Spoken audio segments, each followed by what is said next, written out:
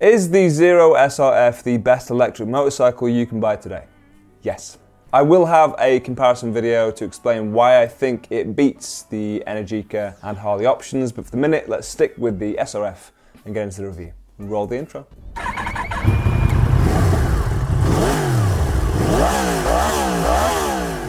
Well, it's certainly the prettiest Zero.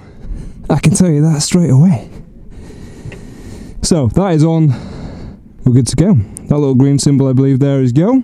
We're in mode, we're not changing modes. I've been told to stick it in beast mode and I am not going to quibble with that. Good to go. The nice thing with this one, big boy machine, big grown-up bike. This has the traction control and the ABS. It has rider modes. Some of those are fun, some of those are called cool names. Okay, so when you're steering around something a bit tighter, you have to do a fair amount of counter steer. I'm aware of a certain amount of pressure on my leading hand, I don't know what you'd call it. Anyway, the hand going into the corner. More so than the Energica, more so than anything else I've ridden today, you can feel that counter steer. Probably more so than anything else I've ridden actually. And that'll be just down to the geometry, how the frame is set up. It feels relatively sporty. It doesn't feel too dissimilar to being on something like a Ducati Monster, which it looks quite similar to, but it absolutely does not perform the same as a Monster.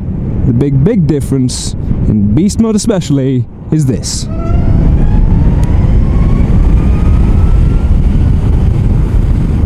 Wow!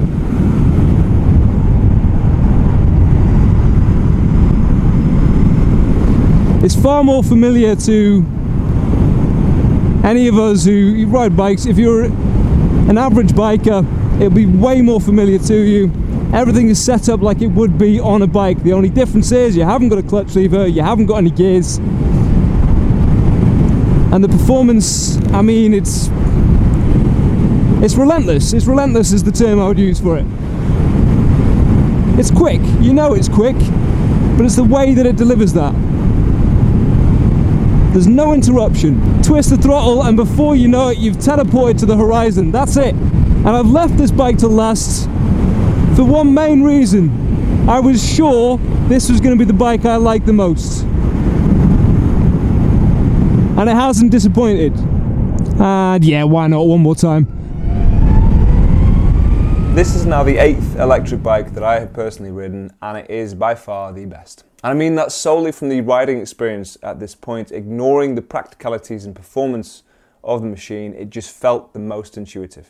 The handling is akin to that of any other naked sports bike that you choose to mention, which for me is the most important aspect. If it doesn't ride and feel as it should, then I won't be able to look past that to assess its performance credentials, however impressive they may be. Happy to say that it has everything it's supposed to have in all the right places, and that the throttle engagement and road connection is exactly as it should be. I'd probably want to change the tyres. I don't know what this has got on it, but they're not giving me the best connection. They feel a little bit plasticky.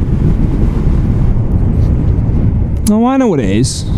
When you start steering, you need to apply some counter steer, some pressure on the bars, because it is so willing to drop in. I think that's what it is. So when you start steering, it wants to start tucking its nose in and steer tighter. So you have to apply a bit of counter pressure on the bars, more so than I have on other bikes. Now for anyone who is interested, as far as the specs go, it has a 14.4 kilowatt hour battery, a top speed of 125 miles per hour, develops 110 brake horsepower, and 190 Newton meters of torque practically from the moment the motor spins up. And it will deliver you to 60 miles per hour in about 3 seconds. It's quick.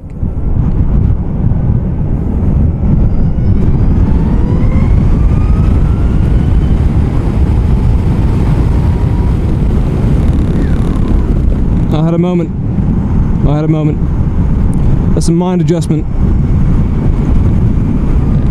Easiest way to describe it here, it's just like being on Rita. It's just like being on a roller coaster. Find me anything else that accelerates that quickly. That's insane.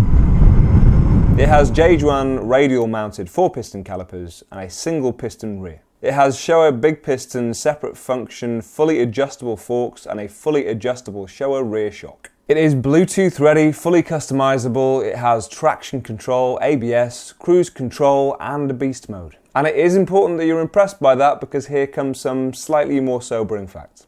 It has a minimum charge time of 1 hour to full if you get the premium model, and a maximum of 4.5 hours if you have the standard option. It will give you a maximum range of 198 miles in a city, again from the premium model, or a minimum of 82 miles if you're on the motorway traveling 70 miles per hour, which, to be fair, you are unlikely to travel less than.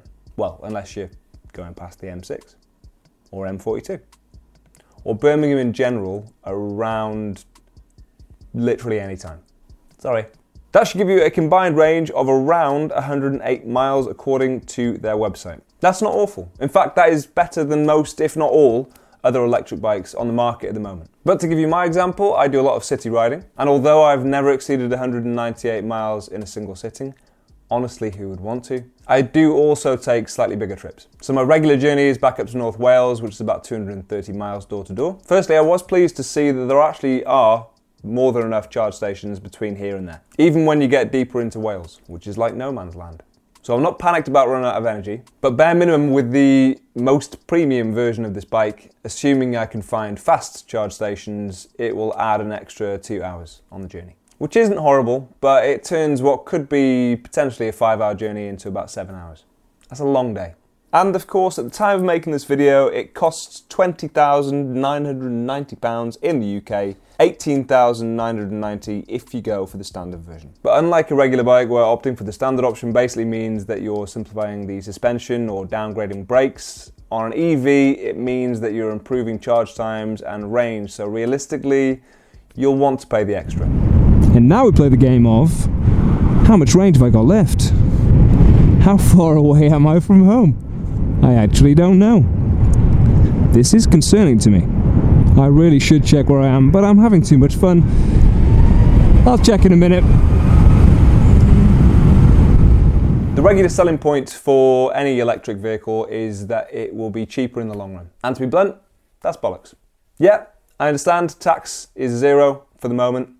I understand that the charging or petrol alternative, the electric, is cheaper, although it comes from your home supply, so if you do get one of these things, you need to kind of mentally account for that displacement of funds. It will be less, but it comes out of your monthly outgoings, so it may surprise one or two of you. Yeah, it is belt drive, there is less maintenance, there is less hassle. You will never have to change those brake pads because the energy recuperation or engine braking is so significant, it is so strong. But does that balance against the initial cost? There are reports online, you can find a few yourself, that say no, they don't. So if you look at it honestly, you're not buying this thing to save yourself money. You just aren't.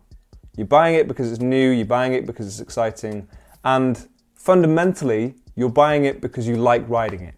And there you just so happen to be in luck because the Zero SRF genuinely succeeds at its primary function, which is to be fun, engaging, and exciting. The rest is just logistics. I've tried a few electric bikes now. I've tried some before this moment, and the last time I did, I had a few criticisms for them. Nothing major, I am an enthusiast, I do like where this is headed, but people do like to misinterpret. Don't get me wrong, just because I'm not jumping out straight away and signing over and buying one right now, does not mean that I'm not convinced that this is a decent future alternative. That I'm not looking forward to riding one of these things. It's only that the realist in me is saying that the infrastructure for charging these things isn't quite there yet. But when it is, and believe me, it will get there, it's an exciting future. It's a very fast future. Obviously the bike I managed to borrow was from the English Electric Motorco up in Suffolk. Any questions or queries you've got, please approach the team. There will be a link in the description. Comment if you want to, subscribe if you're new, and I'll see you soon. Ta-ra.